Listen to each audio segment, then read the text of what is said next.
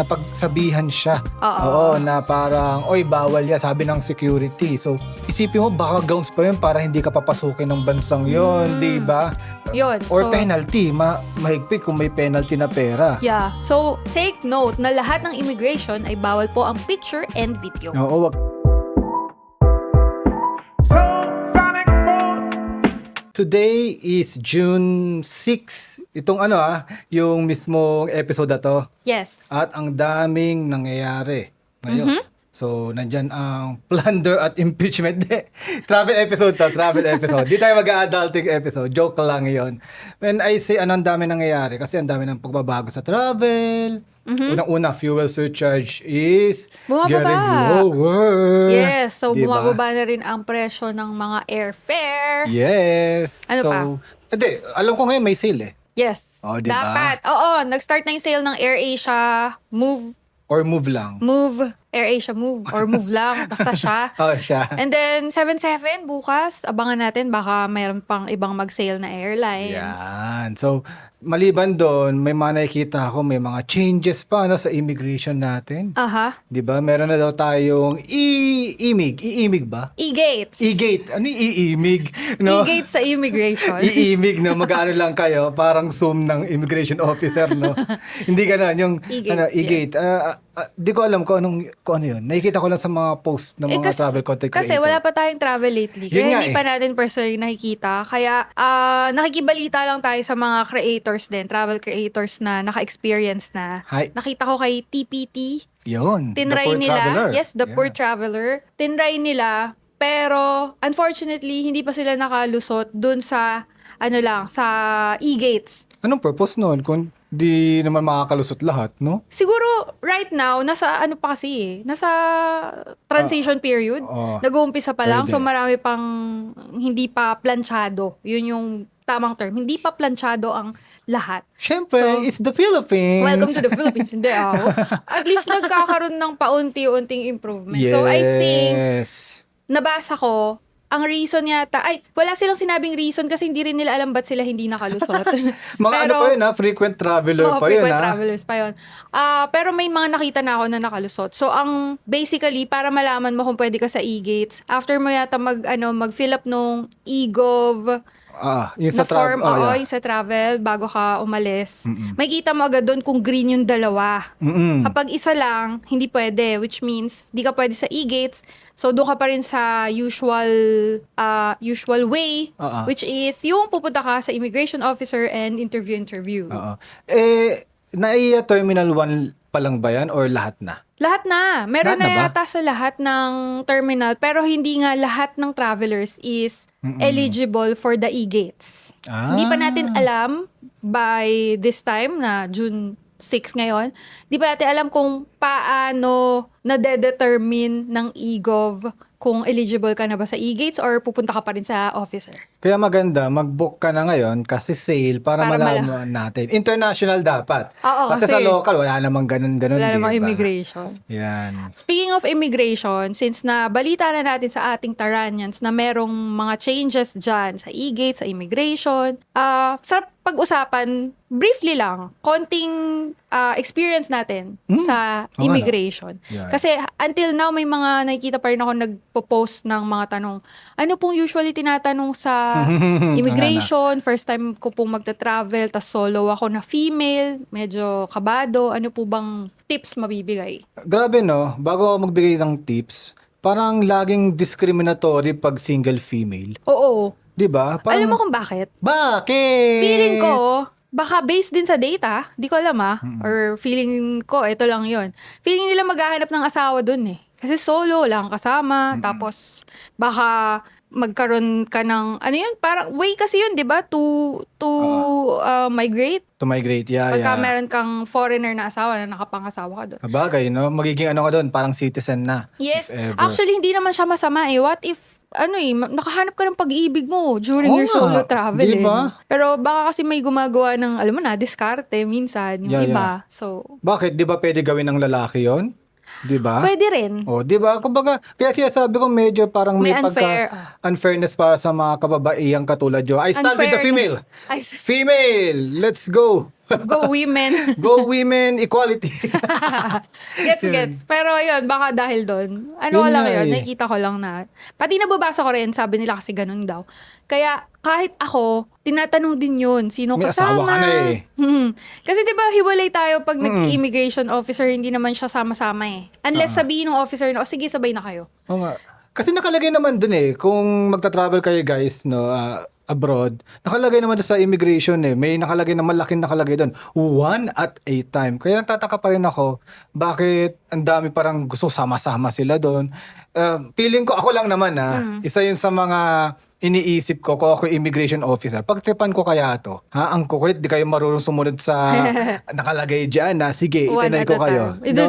Hindi, feeling ko lang, kaya nasa isip ko, pag mga ganyan, parang sumunod na lang no, Yes. sa batas or sa mga rules kasi baka yung pa yung maging maging parang Dahilan. or isipin nila, ay mukhang rule breaker to, mukhang magti-TNT to 'di ba? So Di mo rin kasi alam kung anong tumatakbo sa isip Yeah. ng officer. Kaya Kasi, sunod sa batas Batas. or sa rules Sa- and regulation kasi wala rin nagko-content about immigration officer kasi number 1 bawal 'yun. bawal mag-video and picture sa Oo. immigration. Yes. Kaya hindi natin alam kung ano ba yung totoong nangyari kasi pwede naman ako mag-post na ay I got denied, hindi ko naman alam, blah blah blah. Hindi natin naririnig din yung panig ng mga immigration officer di Yeah. ba? So ang tendency parang kakampi lang tayo sa na-deny. Oo. Na hindi natin alam talaga ano ba, bakit ba yung nasa takbo ng isip niya, bakit ba ito na-deny? Ano ba, nakita niya ba na TNT material? Ano ba yung TNT material, di ba? So, yun yung mga tumatakbo rin sa isip ko. Kaya, ang number 1 na iniisip ko, dapat, sunod ka lang sa kung ano yung nakalagay sa, or batas or something. Yung initial rules na Yes. nandun, which is, syempre, una, pumila ng maayos. Oo. Pangalawa, 1 at a time. Pangatlo, wag mag-picture and video sa immigration. Kahit yun muna, yung basic na tatlong Oo. yun, nakasulat naman yun doon. And yun muna. Tapos pag nandun ka na, ito na. Sige, walk through natin sila. Naka-turn mo na. Tapos sumunod ka naman, mag-isa ka lang. Tapos ano pa yung mabibigay mo mabilisang tips para dun sa mga medyo natatakot pag magdadaan na sa immigration? Ano, ganyan na lang Be confident. Pero wag naman sobrang angas. Dapat, ganyan. Ganyan ba yung confident? Parang Parang nanloloko lang parang no? ngiting aso lang eh. Hindi, parang kumbaga, magta-travel lang ako. Yung feeling ng asta ng magta-travel lang.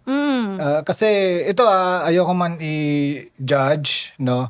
Feeling ko pag may mga hard copy kayo ng mga naka-envelope, feeling ko parang mas pa yun low confidence ka eh. Or dun mas maraming itatanong. Yeah, maliba siguro kung work visa ka. Yes, Okay kung work visa, okay. OFW, normal siya Normal na may siya. hawak kasi may papakita talaga silang papers eh. Yeah. Pero, kunyari, sa ano lang tayo, sa traveler's version lang. Iba pa yung sa OFW na immigration. Tsaka Kasi alam ko, wala meron- tayong idea masasabi doon dahil dumadaan tayo sa immigration as a traveler lang. At saka alam ko may OFW din na Lane. Yes, na iba eh. yun. So, yun nga, kung traveler ka, please lang, wag masyado yung marami kang hard copy rin.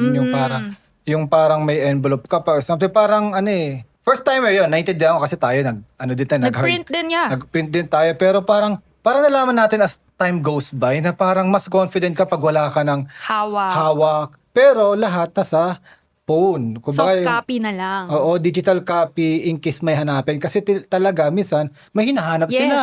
No? Tsaka, huwag ka matakot pag may hinanap. Oo. Kung naihanda mo naman, bakit ka matatakot? For example, asan yung, ano ba? Certificate of Employment. Sige, or ID. Certificate of Employment, di ka nag-print, no? Pero nasa phone mo. Oo. Nasa drive or i-download mo na para kahit walang internet, isa pa yon. Kahit walang internet doon, biglang humina yung internet, mahirap ka mag-download, di ba? So, i-save mo na. O di may mapapakita ka agad. Kasi nga nasa Yes. phone mo na siya, di ka na nag-print, okay lang yon. Kasi based on experience ngayon, wala nang hinahanap sa atin na papel or something. Kung may hanapin man, nasa phone. Nasa phone lahat. And, sige, i-ano na lang natin para baka sabihin nila, frequent traveler kayo kaya hindi nyo na na-experience. Hindi, guys, no? May na-experience din tayo na parang nagtanong ng madami. Oo. Okay, I think that is going to Thailand, no? Bangkok, Thailand. Nakailang trip na rin tayo, no? Na international Oo, before oo. that. Pero may hinanap pa rin. So, sa akin, ako muna, para malaman din nila. So, tinanong, syempre, sinong kasama? Sabi ko, my beautiful wife. Sabi ko ganon. Sabi ko, my beautiful wife. Sabi nung IO, bolero, deny. Joke lang. Tapos, Di ba? Di, yun, sa kabila ka, di ba? oo. Tapos, syempre, kailan balik? Yung mga usual na tanong kailan balik? Di ba? So, dapat alam mo rin yun. Confident ka, hindi, kailan po ba ako babalik? O kaya Kailan po yung ticket? tatanong mo yung kasama mo, huy, kailan balik natin? Magsisigawan pa kayo. Di ba? Eh di, Parang yun, baka sabihin pa yun, hindi alam Hindi kailan alam. balik. Baka maghahanap ng work yan doon. Bawal yan. bawal Di yan. ba? So, dapat alam mo, confident ka kung kailan balik. Di ba? So, At kung saan Oo. ka magsistay. ayun, kung saan ka mag-i-stay. Yan, saan mag-i-stay. Tapos, ito yung may mga karagdagan na tanong, di ba? Tinatanong ba yung saan magsistay? Hindi yata, nagsisave lang talaga tayo nagsisave, ng hotel booking. Pero Yeah. parang never naman tinanong saan ka magsistay. Hindi ko maalala. Usually saan yun? Kabilang immigration naman. Pag nandun ka na, for example, sa Japan, immigration papasok. Kaya meron tayong pinifill upan na parang Japan web kung saan mag-i-stay. Pero hindi na siya tinatanong. Hindi siya tinatanong. Pero sa Ipaprovide mo lang yung info. ipaprovide yung Okay. info. Pero yung nga, tatanungin kung government employee ka ba? Ayan, isa yan sa tanong. Oo. Lagi. Siyempre, Yeah. kung hindi ka, sabihin mo, hindi po. Ano ko? Nangungurakot. Hindi, joke lang. Huwag sabihin niya, hindi Hindi po. po. Kasi po, hindi ko po pwedeng masabing government employee ako kasi kagalang-galang po sila. Ako ay saktong tao lang. Nakakainis. Ginugulo yung advice. Baka sagutin nyo yung mga nanonood. Hindi, sabihin niyo lang, Guys, hindi po. ang sagot lang po doon, hindi Hindi po. po. Wala Okay. nang extra sagot. Dapat, ito pala, isang tip na mabilis. Isang tanong, isang sagot siya. Oo, Huwag kang walang- mag-extra kwento whatsoever. Walang parang naipagchismisan ka, Oo. no? Kumbaga, oo, hindi, tapos time, place, or something. Oo, hindi pwede. Ano Diba? Pinuhin nyo. Pinuhin nyo pala. Tapos yun na nga, natapos na yung common na tanong. Kala ko, i-approve na. Bigla ngayon na yung tanong, kung anong profession mo? Anong trabaho work? work mo? Siyempre ako by that time, wala na tayong Wala tayo sa corporate. So Yeah. sinabi ko, content creator po. Doon na. Anong content mo? Facebook, sabi ko, Facebook, YouTube, IG. Tapos, ano yung mga socials mo? Pinakita ko pa, Facebook, YouTube, IG, TikTok, pinakita ko, mga dami ng followers din. Tapos, malaki ba kitaan dyan? Mga ganun pa. Tinatanong. Siyempre, pinakita ko rin yung parang resibo ng nakatanggap ako ng commission. So talagang parang nag-imbestiga sila dahil content creator siguro. Tapos nung one time pa nga parang hindi ng BPI. Oo. Wala nga internet. So, hindi ko rin mapakita ibang transaction.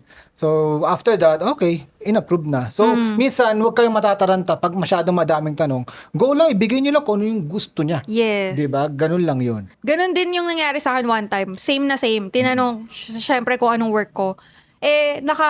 BIR registered content creator na tayo noon. So, sinabi ko talaga content creator. May follow-up questions. Yun din. Sa anong content? Tsaka saan? Parang mga ganyan. So, sabi ko, yun, social media po, sa YouTube, blah, blah, blah, blah, blah, blah. Tapos, basta may follow-up pa siya na, anong kino-content mo? Sabi ko, travel po. Kaya nga, di ba, sakto. Oo. Kaya nga tayo travel ganyan. Tapos, one time humingi ng proof of income sa pagiging content creator. Buti na lang, naka-screenshot ako ng commission. Kasi walang access nga nun sa bank. Parehas tayo, nag-try ko pa yun kasi gusto ko magpakita na may pumapasok talaga sa bank na pera, ganun. Buti na lang, ang na-screenshot ko na lang pala nun is, kasi offline nga, is yung email ng commission. So, okay. Doon, nakatatak na, lumusot na, nakatatak na, ganyan. Pero, sunod-sunod yung tanong niya. Yes. Medyo i-intimidate ka rin kahit na frequent traveler ka at alam mo naman yung isasagot. Pero, stand your ground kung alam mo naman yung totoo. Like, yun, alam mo naman anong trabaho mo, di sabihin mo. Alam mo, ang ginagawa mo, wala namang illegal, sabihin mo, di ba? Kasi at the end of the day, malalaman din nila yun na, mukhang di naman siya na-rattle, alam niya yung sasagot niya, mukhang totoo, tatak, stamp, alis, ganun. At, syempre, yun lang yun, di ba? Pag natapos na yun, papapasukin na kayo.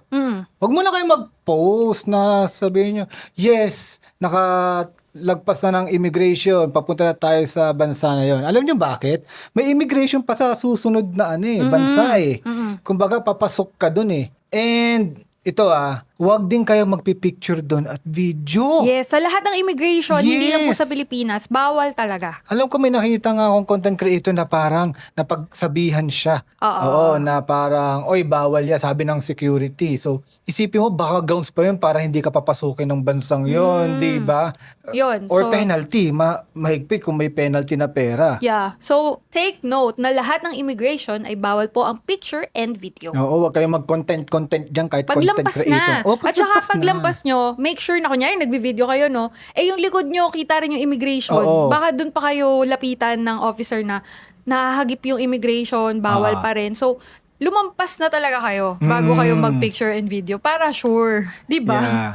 Alam mo, naalala ko yung Thailand. Siyempre, tayo doon, visa free. Tama? So, kaya siguro maraming tanong. Sabi rin nila, usually parang mas maraming tanong pag visa free kasi nga hindi kayo dumaan sa visa process eh. So, pasok lang kayo dun. Ganyan. Unlike kapag mga South Korea, Japan, na meron tayong visa na i-check na tayo eh. Nung embassy, na ano tawag doon? Na Screen check na tayo. Oo, na-screen na tayo. So, most of the time, tayo, as madalas sa Japan, wala na halos tanong. Ayun, minsan pa, mararanasan nyo na yon na bibigay mo lang yung passport mo, halos wala talagang tinanong. Tiningnan lang, may tiningnan sa computer, tapos magugulat ka, tatak. Tapos babalik na sa yung passport. Thank you po. Tapos na. Ayun, mag-thank you pala kayo. Thank you po. Ganon. Para Thank you po. ganyan, Kailangan gawa nun. Oo, pag di kayo gawin yan, denied kayo. Thank you po. Ayun, practice that.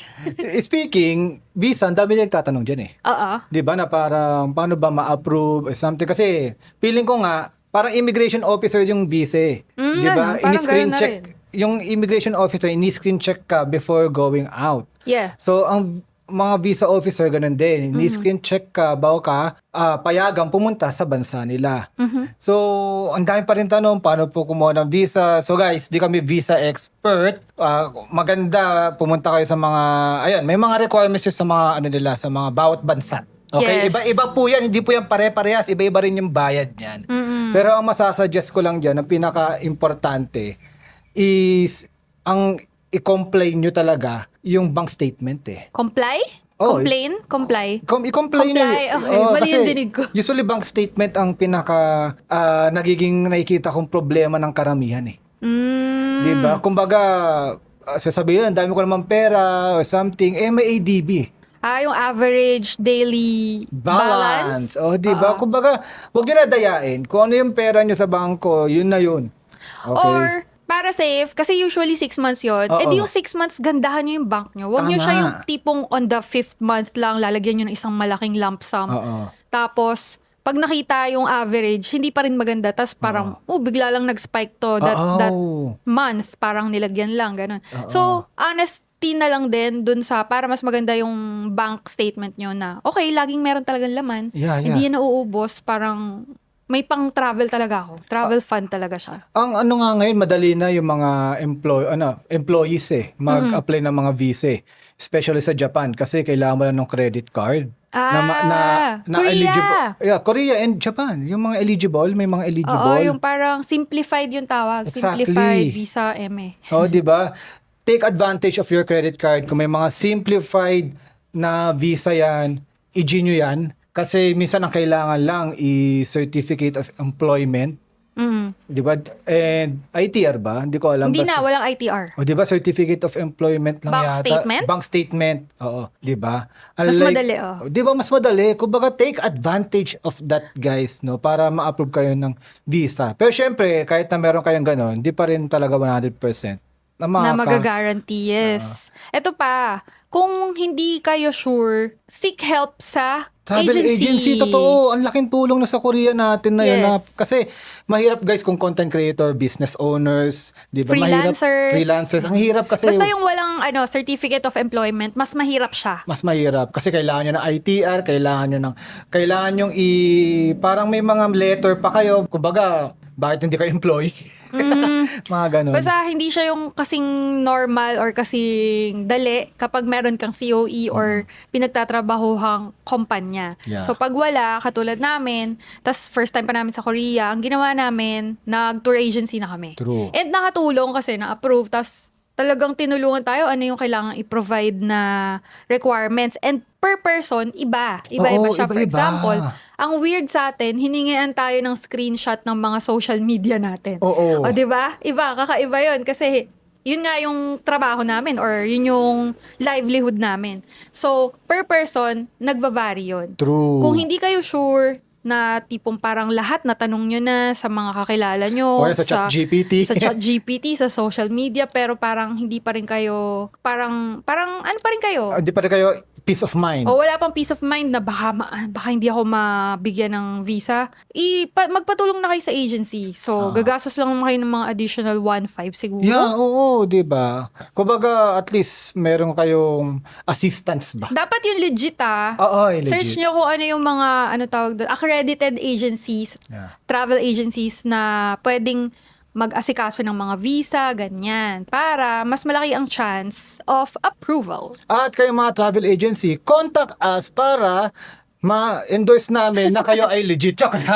Siyempre, i-screen din natin yung kung legit, di ba? Yes. At, Siyempre, susubukan natin mismo.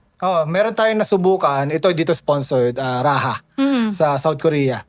Okay, so, kumbaga, maayos sila kasi may Viber. Mabilis kausap. Mabilis kausap, tapos yung mga requirements. So, okay din sila. So, sa iba, di pa namin susubukan, kaya di pa namin ma-recommend. Meron pa pala, nung nag-Japan tayo. Kaso, way back before the new visa 2022. Oo. Kasi bago na ngayon VFS.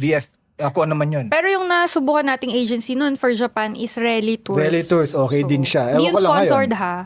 So, talagang yun lang yung na-experience namin at na-approve naman. So, kung meron pang ibang travel agency dyan, contact us. Yes, tapos Yan. i-share namin sa inyo para, first-hand experience, di ba? Yeah, so, And laging gano'n naman yung gawain natin dito. At lahat nung sinabi natin kanina, based on experience lang, tapos based on memory, mabilisan, tapos talagang any travel tips na mabibigay. Yeah. And kwento. Ayan. Yun naman si Tara Podcast. Kaya welcome kayo dito sa Tara Podcast. I'm Kahit your patapos host. na. I'm Jamie, your host. And I'm Jan. So maraming salamat sa pakikinig. Don't forget to use our codes here and rate us 5 5 stars naman dyan sa Spotify. Pati sa YouTube, panoorin nyo rin. Hit that notification bell para ayos na ayos tayo. Kasi Weekly ang ating episodes. Weekly. At pawis na pawis ka na. Pawis na ako. At ewan ko ba, parang dumidilim. Oo, dumidilim kaya nagmamadali na kami. And welcome dami nangyayari. Ang dami nangyayari sa Pilipinas. Welcome back sa, ano ba to? Bahay Studio. Bye, Studio. Nagwawala na ako no? See you again next week. Bye. Bye-bye. Thank you. Thank you po.